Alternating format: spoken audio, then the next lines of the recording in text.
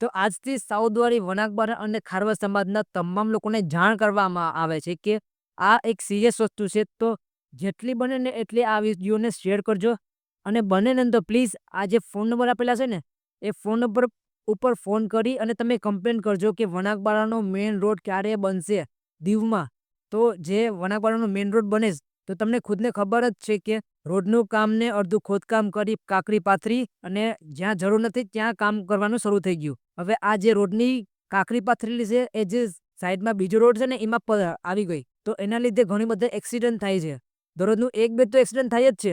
અને ગઈકાલે તમને વાત કરું કે ગઈકાલે એક પ્રેગ્નેન્ટ બાયનું એક્સિડન્ટ થયું. તો આની રિસ્પોન્સિબિલિટી કોણ લેવાનું છે?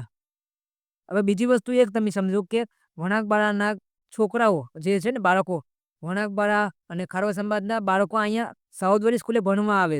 હવે જ્યારે તમે વાલી બાળકોને મૂકવા આવો ત્યારે તમને ખુદને ખબર છે કે રસ્તાની કન્ડિશન કેવી છે. સામે ગાડી લઈને જવી હોય તોય પણ વિચાર કરવો પડે કે મારે કઈ બાજુ જવું. રોડની કન્ડિશન એટલી ખરાબ થઈ ગઈ છે ને કાંકરી જે કંપનીવાળા છે એ રોડ ઉપર પાણી પણ છાંટવા નથી આવતા અને રોડની કન્ડિશન જોવા પણ નથી આવતા. તો એક વસ્તુ વિચારો કે આ કામકાજ ક્યારે પૂરું થશે? તો જે સામાન્ય જનતા છે એને અવાજ ઉપાડવાની જરૂર છે. જ્યારે જનતા અવાજ ઉપાડશે ત્યારે કામ આગળ વધશે. તો પ્લીઝ જેટલું બને એટલું આ વિડીયોને શેર કરજો.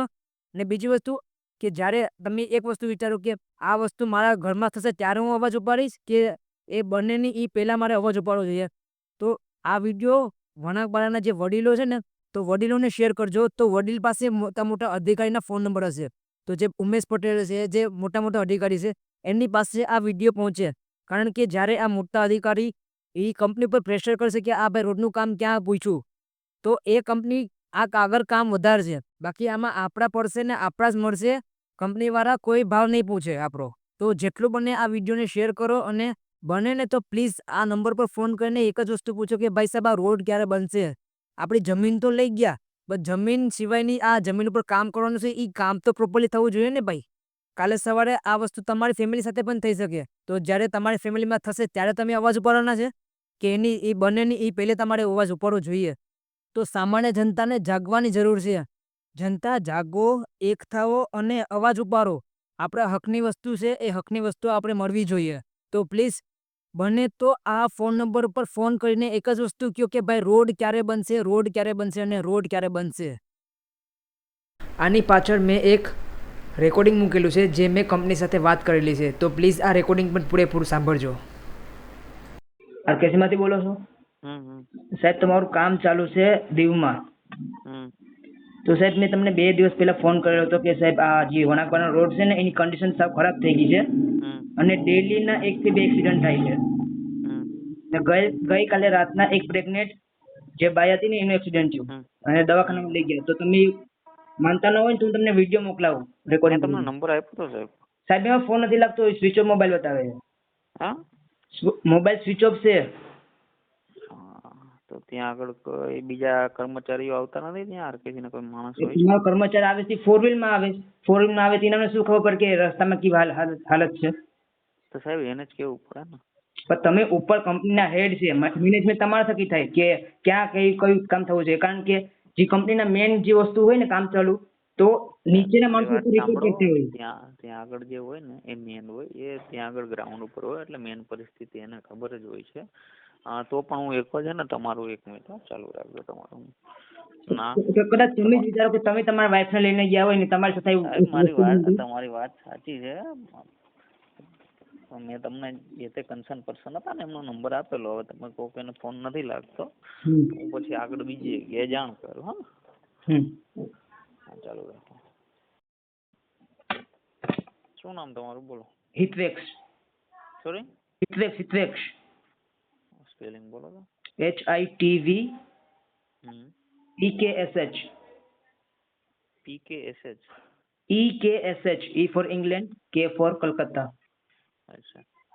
હિતવેક્ષ. અચ્છા.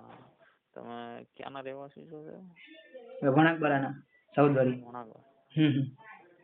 વણાકબારા, દીવ. હા. ઓકે, તમારો નંબર બોલો. 7359 77 4637. તો તમે શું કરો છો ત્યાં?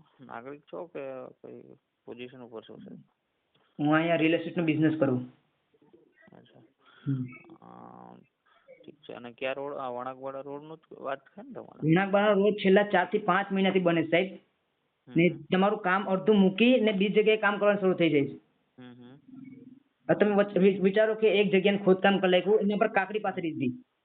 હવે કાકડી છે ને એ જે મેઇન રોડ છે ને એમાંથી બીજા રસ્તા પર આવે છે. હવે બે સાધનો એક સાથે જતા હોય તેમાં એકને તો કાકડી બાજુ જવું જ પડે.